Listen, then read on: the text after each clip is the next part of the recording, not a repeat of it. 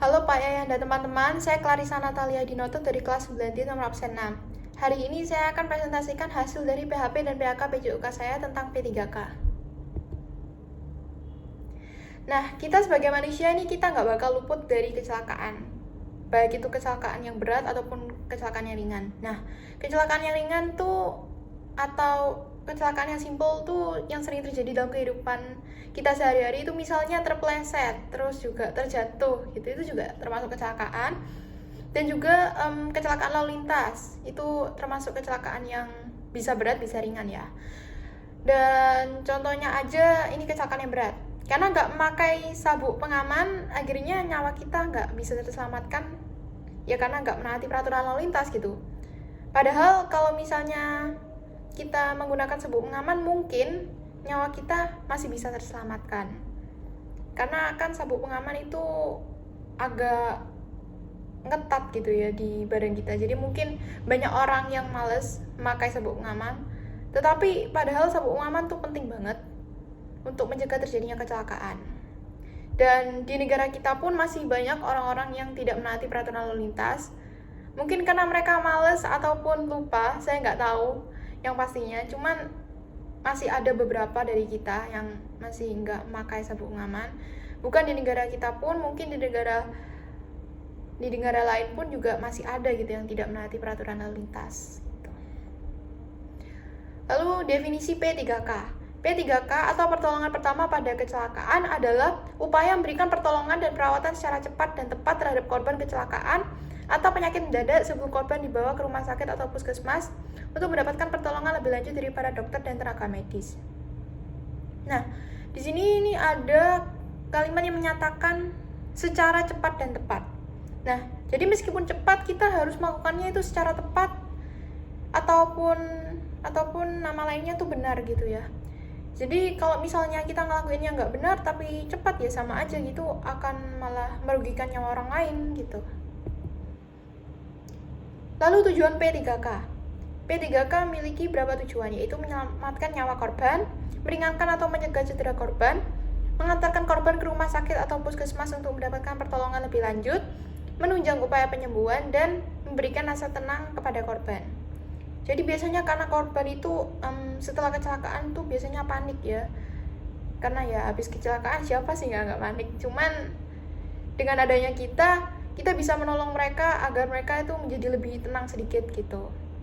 Juga bisa meringankan cedera korban. Jadi sebelum infeksinya itu menjalar ke bagian tubuh lainnya, kita bisa mencegahnya gitu.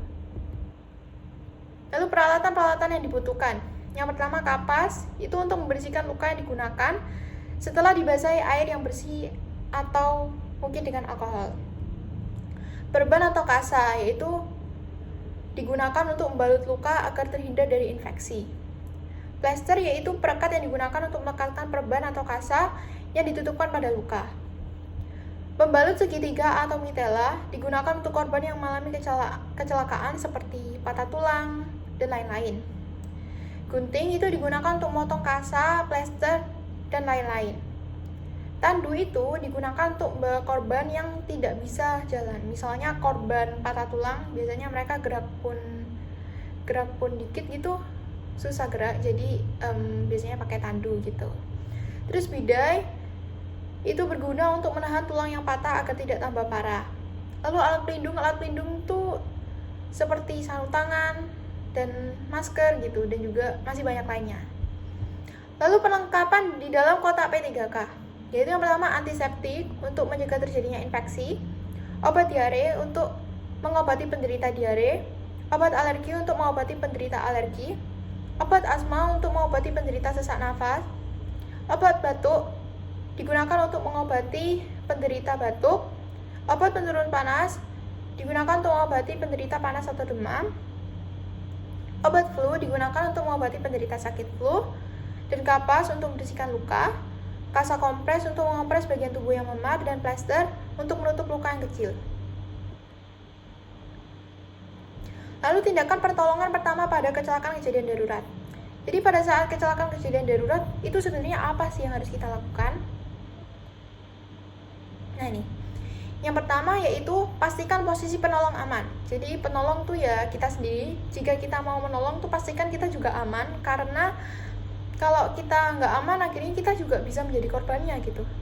Jadinya kan malah merugikan diri kita sendiri gitu. Jadi kalau misalnya mau nolong kita juga harus ngelihat posisi kita ini aman apa enggak gitu. Lalu yang kedua, jangan panik. Nah, biasanya kalau orang panik itu kan pikirannya malah terhambur kemana-mana dan akhirnya malah nggak fokus. Jadi kalau misalnya panik, ya nggak bisa nolong korban gitu.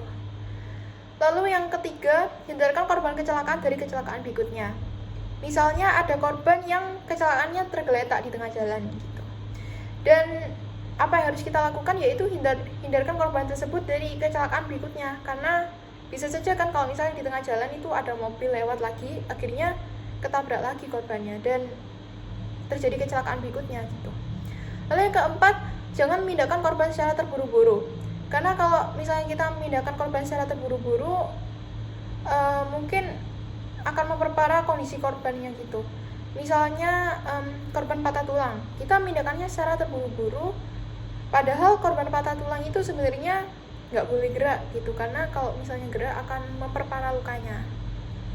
Lalu yang kelima, segera dibawa ke rumah sakit terdekat.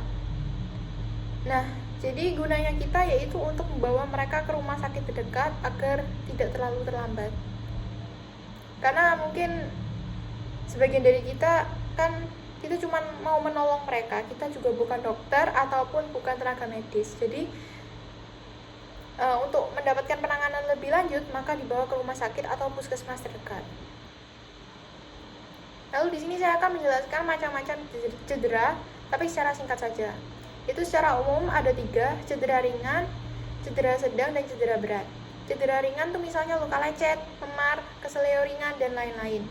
Biasanya kalau kita olahraga kita sering terjadi cedera ringan nih. Mungkin karena terpleset, terjatuh, ataupun ketatap sesuatu, itu biasanya ada lecet atau memar gitu.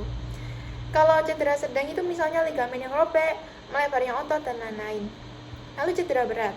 Nah, cedera berat ini kerobekannya hampir di seluruh bagian otot, ligamen, dan faktor tulang. Jadi kalau cedera berat ini biasanya memerlukan perawatan intensif dan juga mungkin memerlukan operasi. Lalu di sini yaitu cedera pada bagian tubuh. Saya tidak akan menjelaskan semuanya karena keterbatasan waktu. Jadi yang pertama itu ada luka pada kulit. Lalu yang kedua ada kram. Yang ketiga ada keseleo atau cedera otot. Yang keempat ada patah tulang. Yang kelima ada luka karena terbakar atau yang bisa kita kenal yaitu luka bakar. Nah, kalau luka bakar ini biasanya ada gelembung, itu nggak boleh dipecahkan karena akan memperparah lukanya. Lalu patah tulang ini dibagi menjadi 2, yaitu patah tulang terbuka dan juga patah tulang tertutup. Nah, kalau keseleo ini biasanya mengopres menggunakan es batu pada daerah yang cedera untuk menghentikan pendarahan yang terjadi. Jadi jangan diberi obat yang terasa panas karena akan memperparah luka, jadi lukanya akan semakin lebar. Misalnya kayak balsem gitu, juga jangan dipijit. Lalu kalau kram ini cara pengobatannya itu dapat dengan mengistirahatkan bagian yang kram itu dalam posisi yang nyaman atau mengompres dengan air hangat. Kalau luka pada kulit itu sebelum kita menutup luka dengan kasa steril, kita harus bersihkan luka itu dari kotoran yang menempel. Jadi karena banyak bakteri atau kotoran, jika tercampur jadi satu dalam luka, maka luka itu akan semakin parah. Nah, sebelum saya mengakhiri, saya akan mengajak kalian agar sebaiknya kalian tuh belajar P3K, karena P3K ini sangat penting, yaitu komponen yang penting sekali dalam hidup kita.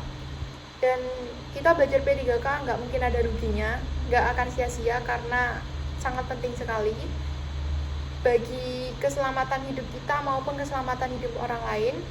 Dan sebaiknya belajar P3K dimulai dari sejak dini agar tidak terlambat. Sekian dulu presentasi dari saya. Terima kasih.